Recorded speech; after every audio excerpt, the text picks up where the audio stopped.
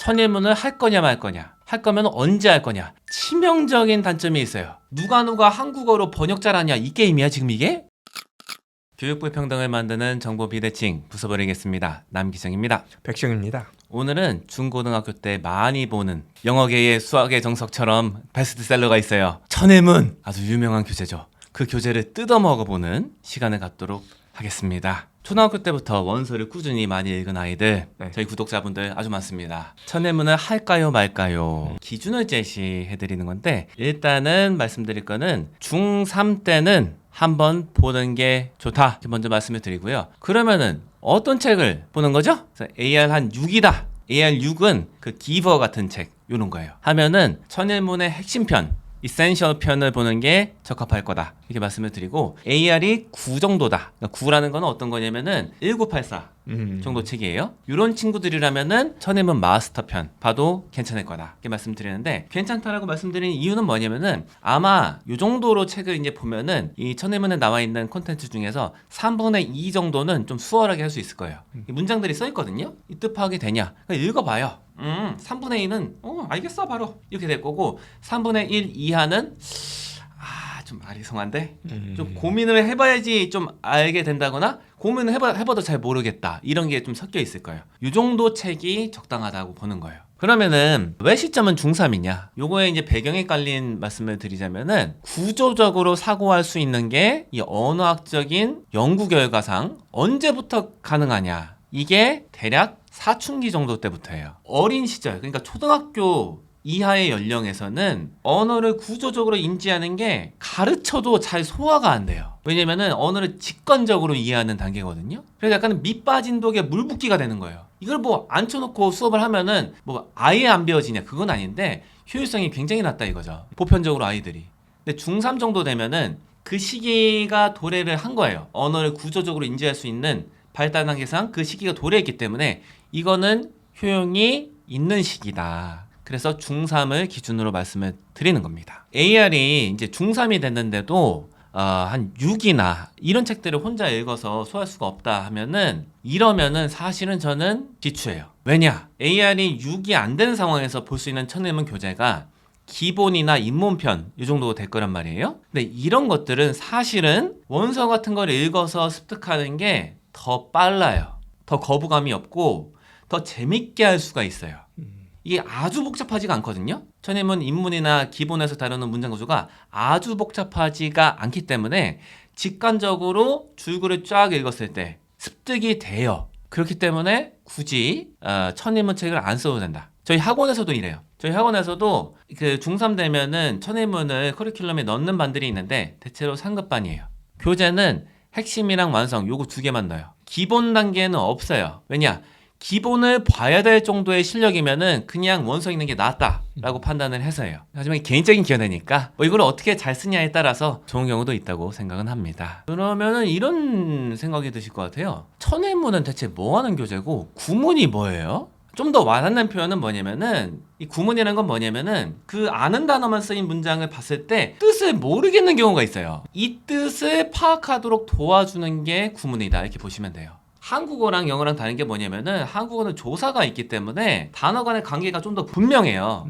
예를 들어서 나는 밥을 먹었다, 난 먹었다 밥을, 이렇게 말하든지 조사가 있기 때문에 이해하기가 좀 더 쉽거든요. 근데 영어에서는 이 순서를, 이 조사가 없어요. 그렇기 때문에 순서를 배치를 어떻게 하냐로 단어 간의 관계를 정리를 하는 거거든요. 근데 이 단어 간의 순서가 어떻게 돼 있으면은 이런 의미로 받아들여야 된다 라고 정리한 게 이 구문책이에요. 그러니까 의미에 초점을 둔 건데, 예를 들어서 이런 거예요. 이제 자연스럽게 읽었을 때 의미 파악이 좀 힘든 문장들이 있어요. 예를 들어서 뭐 hardly had he left the room 하고 when the phone started ringing 이렇게 돼 있으면은 단어를 다 알아도 이게 의미가 안 들어올 수 있거든요. hardly 거의 아니다, he 안다, left 떠났다, when 때 the phone started ringing 전화가 울렸다, 뭔 소리야 이렇게 되거든요. 이건 뭔 뜻이냐면은 그 사람이 방을 떠나자마자 전화가 울렸다, 이 소리예요. 근데 이거를 책을 많이 읽어서 말 그대로 AR 한 6 이상 이런 거를 그냥 읽어서 아는 애들은 직관적으로 파악할 수가 있어요. 어느 정도 다 되진 않을 수 있는데 상당 부분은 돼요. 근데 이거를 좀 애매한 경계에 있잖아요. 이게 아리송한데, 전에 내가 짐작했던 뜻이 맞나? 아리송한데 정리를 하게 해주는 게 이런 구문책이다. 그래서 단어의 패턴을 인식해서 의미를 의도한 대로, 필자가 의도한 대로 받아들이는데 도움을 주는 책이 구문책이다. 그런데 이게 왜 대체 한국 교육에서 이렇게 그 주된 관심사냐? 이게 저기 영어권에서는 이 syntax라고 하죠. 구문, 통사 이런 거를 syntax라 부르는데 이거를 따로 공부를 많이 안 하거든요. 네. 근데 왜 한국에서는 이렇게 많이 하냐? 이거에 대해서 좀 실마리를 드리자면은 한국 수능 문제의 특성 때문에 그래요. 수능 문제에 어떤 게 나오냐면은 한 문장이 5줄 이상인 것들이 나와요. 그러면은 단어를 다 안다고 할지라도 요게 단어가 어떤 패턴을 이뤄서 의미를 성립시키는지에 대한 이해가 없으면은 단어를 다 알아도 문장 의미가 머릿속에 안 들어오는 거예요. 이 현상이 있기 때문에 이런 교재들이 쓰이는 거죠. 천일문 같은 교재들이 쓰이는 거고, 천일문 교재들이 이런 걸 주로 다루잖아요. 그 생각을 해보니까 네. 수능은 그래도 어휘는 일정 부분 컨트롤을 해야 되거든요. 근데 이제 난이도를 높이 만들려고 하다 보니까 문장 구조가 복잡한 글을 자꾸 변별력을 높이기 위해서 찾고 수능에 실으니까 어떻게 보면은 이 구문이라고 하는 부분이 또 중요도가 높아지는구나. 네. 또 하나의 특징이 뭐냐면은 수능 지문의 또 다른 특성이 정말 긴 글 일부분을 그냥 잘라먹고 들어온 거예요. 그것도 처음부터 발췌한 게 아니라 중간에 잘라먹어서 가져온 지문들이거든요. 상당수가 맥락이 없어요. 글이라는 게 원래 다 서두가 있고 배경 지식을 초반에 주고 흐름이 이어져서 쫙 이렇게 흘러왔기 때문에 이 흐름의 도움을 받아서 글을 이해했을 때는 문제가 없었던 건데, 흐름 없이 중간에 갑자기 느닷없이 중간부터 시작되는 글을 보면은 뭐야 이게 맥락이 없네, 그리고 문장 구조가 이렇게 복잡해? 이런 측면이 있기 때문에 구문학습이 대두가 되는 것이다. 그러면은 천일문을 했을 때 단점이 뭐냐? 흔히 말하는 원서 읽기 같은 거 줄글 읽기를 많이 안 했는데 천일문으로 독해 실력을 이렇게 튼튼하게 하려고 하는 경우에 단점이 있어요. 뭐냐? 느려요. 이게 문장 구조를 분석하는 분석적 사고가 개입이 되잖아요. 이 지문을 천일문 패턴을 적용해가면서 수능 모든 지문 혹은 고등 내신 모든 지문 이렇게 읽는다. 시간 없어서 못 풀어요. 속도에 도움이 아예 안 되는 게 아니거든요. 이런 패턴을 정리하는 게 일정 부분 도움이 되는데, 하지만 제한적으로밖에 안 되기 때문에 속도에 있어서는 큰 도움이 안 된다 하는 것이 이 천일문 교재 중심으로 공부하는 것의 단점이에요. 요거는 명심하셔야 돼요. 아이들이 속이 후련할 수 있어요. 아, 야, 전에는 내가 이 단어가 이렇게 막 써 있어. 야, 이거 복잡해. 이거 뭔 소리인지 몰랐는데 천일문을 보니까 아, 이제 문장 구조가 눈에 들어온다. 그리고 의미가 개운하네, 정확하네, 이게 정확한 독해라는 거구나. 이렇게 했던 아이들이 많은 수가 겪는 문제가 뭐냐?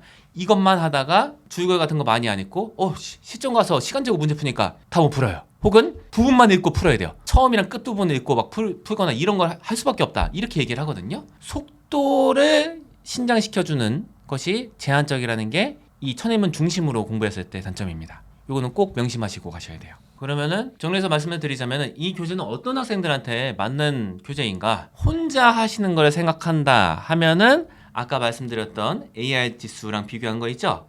요거에 맞춰서 교재를 쓰시는 게 맞고, 그게 아니라 그 어떤 아이들은 이래요. 저기 교재를 딱 읽었을 때 이해가 안 돼. 단어 알아도. 답답해.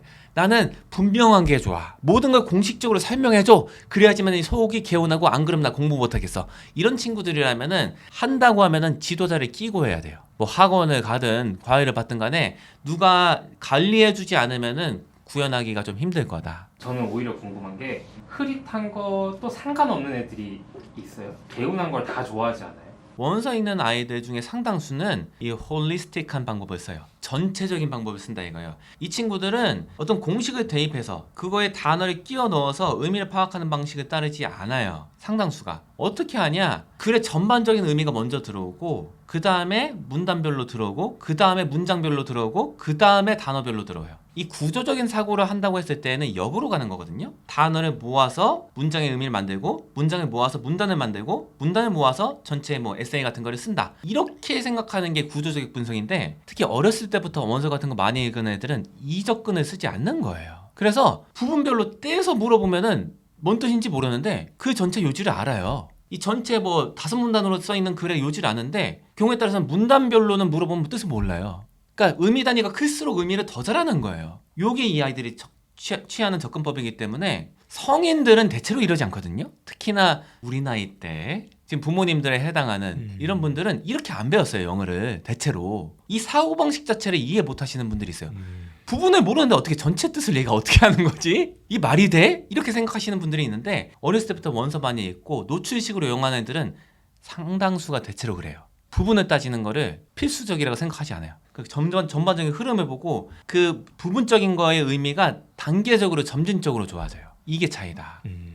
그럼 이 천인문을 교재를 쓴다. 이걸 어떻게 활용해야 될까? 저희 학원 아이들을 어떻게 하는지 말씀드리면 도움이 될 것 같아요. 읽어요. 문장 뜻이 이해가 된다. 끝. 이해가 안 된다. 그러면은 그때 좀 더 분석적인 사고를 쓰는 거예요. 왜냐? 저희 학원은 원서 읽기 기반 학원이기 때문에 원서 읽기로 습득이 돼서 대응이 가능하다. 읽어서 무슨 뜻인지 파악하는 게 교재 목적이잖아요. 파악을 하면은 굳이 뭐 이렇게 분석할 필요가 없어요. 넘어가는 거예요. 파악이 안 된다면 좀 더 분석적으로 이제 이 문장 구조 뜯어보는 거죠. 야, 여기 서술어에 해당하는 동사가 뭐야? 이 동사의 목적은 뭐고? 이런 식으로 쪼개서 생각하는 건 그 다음에 이루어지는 거고요. 한글 해석을 이거 다 써야 되냐? 아니에요. 애가 뜻을 알면 돼요. 근데 많은 학원들에서 한글 뜻을 쓰게 하거든요. 왜 그러냐? 확인이 편해요. 근데 필수는 아니다. 특히나 많은 수의 이제 원서 읽기 했던 아이들은 이 쓰는 작업을 되게 곤욕스러워해요. 그리고 시간이 효율적으로 쓰여지는 게 아니다라고 아이들이 이미 인지하고 있어요. 왜냐? 이 교재 자체 목적이 의미 파악하는 것 같은데 아니 알고 있는데 왜 자꾸 쓰라는 거야? 이게 시간이 엄청 걸리는 건데 누가 한국어로 번역 잘하냐 이 게임이야 지금 이게? 그게 아니라 의미 파악하면 되고 한국어로 이게 표현했을 때 좀 더 정교한 게 안 될 수가 있거든요. 의미는 파악을 해도 그거에 너무 초점을 주는 것 같다고 해서 거부감이 있는 애들 꽤 많아요. 그러면 더 포기하거든요. 그래서 애가 읽어서 의미를 안다. 구두로 좀 설명할 수가 있다. 의미를 핵심 요지를 그럼 넘어가는 거예요. 그리고 그게 잘 안 된다 하면은 한글에서 부분적으로 써보는 거는 도움이 될 수 있어요. 너무 날림으로 생각하는 거 이런 게 좀 많은 애들은 일부 문장들은 그렇게 할 수가 있는데 그거가 모든 문장을 다 그렇게 하는 거는 포기 확률을 높이는 방법이다. 이렇게 보고 영혼 없이 이제 답지 보고 따라쓰기 하는 거를 초래할 수가 있다. 이렇게 보고 이게 문장 쓰는 것도 여기 연습하는 파트가 있거든요. 이것도 사실은 도움이 되는데 전 항상 이제 말씀드리는 게 지속 가능성이 얼마나 있냐. 아이들이 글쓰기 할 때 많이 느는 경우가 언제냐면은 자기 생각을 썼을 때예요. 이건 재밌거든요. 내 생각이야, 내 표현이야. 사람이 자기 표현에 욕구가 있어서 이거 쓰는 건 좀 더 지속 가능성이 높거든요. 근데 이 책에 나와 있는 대부분의 생각은 내 생각이 아니잖아요. 여기 나와 있는 문구들은. 그러니까 이거는 그냥 따라하는 식으로 하니까 약간은 도움은 되는데 의무적으로 하는 공부란 느낌이 강할 수가 있어서 지속 가능성이 높지가 않다. 그래서 영어 문장 쓰는 것까지는 쓰더라도 좀 부분적으로 다 이렇게 쓰는 거는 사실 비춥니다. 아까 원장님 말씀하셔가지고 저도 느낀 건데 문장을 봤는데 의미가 들어온다가 부모님 생각에 좀 불안하지 않을까? 예를 들면 조금 뭐가 달라도 뜻이 미묘하게 달라지는 어떤 그런 문장들도 있을 거고 그 수능 지문에서도 의미를 받아들이긴 했는데 정확하게 분석적으로 못해가지고 미묘하게 의미를 잘못 받아들여서 틀렸어. 요거 때문에 이거를 해야 된다 이렇게 생각하실 수 있을 것 같거든요. 애들이 그 지엽적인 거를 잘못 받아들여서 문제 틀리는 경우가 있냐? 있어요. 그럼 이거는 이제 보완을 하면 되는 거잖아요. 그런데 이런 게 나올 때마다 그냥 너는 이러니까 이 구문 패턴을 체계적으로 정리해야 돼. 하나하나 다 마스터하고 들어간다 하잖아요. 그러면은 애들이 더 못 배울 수가 있어요. 말 그대로 학습식만 하게 되는데 학습식만 하게 됐을 때 전체 큰 그림을 먼저 접하고 지엽적인 걸 나중에 하는 아이들이랑 비교했을 때 누가 잘하냐 통계적으로 큰 그림을 먼저 하는 애들이 더 잘하거든요. 진짜 지금 상위권이라고 하는 애들 중학교 정도만 돼도 이거를 개별 블럭을 모아서 이거 합쳐서 구문 분석적으로 사고해서 리딩을 잘하는 애들이 있냐 비율이 0%는 아닌데 압도적인 비율로 큰 그림 먼저 본 애들이 훨씬 잘해요. 이거는 매일 보는 거니까 통계적으로 우수한 방법을 그 1업 수준으로 놔야 되잖아요. 그래서 이거는 미스가 있어도 영어 학습 전체 방법을 바꿀 정도로 이거를 가중치를 넣어서 봐야 되냐 그건 아니라고 보는 거죠. 이게 많은 지금 세대 부모님 세대들은 지금 어린아이들이 영어를 배우는 방법을 이게 보내셔서 하기는 해도 이게 메커니즘이 정확히 이해가 안 되는 분들이 많을 거거든요. 먼저 전제로 말씀드릴 게 있어요. 어떤 거냐면은 영어를 언어로 습득한 애들은 이 모든 문장마다 한국어로 이거를 치환시켜 갖고 그렇게 해석하는 식으로 받아들인 게 아니에요. 이게 독립적으로 잘하는 경향이 있거든요. 한국어 능력이 이렇게 잘하고 영어 능력이 이게 개별적으로 잘하는 경향이 있어요. 이거 해석을 하는 식으로 이렇게 껴맞추는 식으로 안 하는 애들이 원서 읽기 하는 상당수의 아이들이 취하는 방법이에요. 요 아이들이 어떤 문제를 겪냐면은 영어를 이해를 해도 한국어로 말해보라고 하면 못해요. 이거 예전에 이제 우리 저기 채널 출연하신 리딩앤 대표님께서 말씀하신 건데 쌍쌍바다. 쌍쌍바처럼 두 개의 영어 언어 기둥이 이렇게 독립적으로 서서 그게 나중에 이어져요. 어렸을 때 저는 한국어랑 영어를 다 잘하는데 영어로 된 걸 한국어로 해석해봐 또는 이 단어는 한국말로 뭐라 그래 이건 영어로 뭐라 그래 이렇게 하면 이게 쉬프팅이 잘 안 됐어요. 그래서 한국어로 뱉는 말만 갖고 판단하시는 건 이거는 일단은 기본 프레임이 잘못됐다. 이분들이 생각하시기에 좀 놀라운 얘기들을 좀 말씀을 해드리면은 제가 어제도 중학교 3학년인데 아이들 이제 제가 가르치는 반이에요. 그 아이들 모아놓고서 그 고3 수능 기출 문제나 모의고사 중에서 오답률이 제일 높았던 거, 오답률 한 70% 이상인 것만 모아놔서 문제 한 10개씩 풀리고 이렇게 하는 거 있거든요. 시간 재서. 그런 거 했는데 다 맞거나 하나 틀리거나 애들이 이러거든요. 근데 얘네들한테 이걸 하나하나 설명하게 해보잖아요. 못해요. 근데 문제 다 맞추거든요. 근데 이거 대충 때려잡아서 찍어서 이렇게 맞추는 거 아니에요? 그게 아니죠. 통계적으로 이런 확률이 나올 수가 없어요. 그러니까 이거를 한국어로 정확하게 해석하는 거를 할 수 있냐 없냐가 이게 척도가 되면은 안 돼요. 그 아이들한테는. 그 접근 방식이 달랐기 때문에 이거는 평가 대상마다 기준을 다른 걸 써야 되는데 엉뚱한 기준을 들이미는 느낌이 되기 때문에 이건 좀 부적합하다 이렇게 생각하는 바입니다. 전공법을 말씀을 드리겠습니다. 원서 읽기 많이 하고 그 기반이 다 돼 있는 애들은 천일문으로 점검, 마무리, 다듬기 하는 게 좋다. 하지만 이건 역으로 들어간다. 이거는 지속 가능성이 상당히 낮은 방법이다. 이렇게 말씀을 드립니다. 오늘은 이 영어계의 바이블인 천일문 책을 놓고서 이야기를 해보았습니다. 이 정도로 마무리할까요? 네. 감사합니다.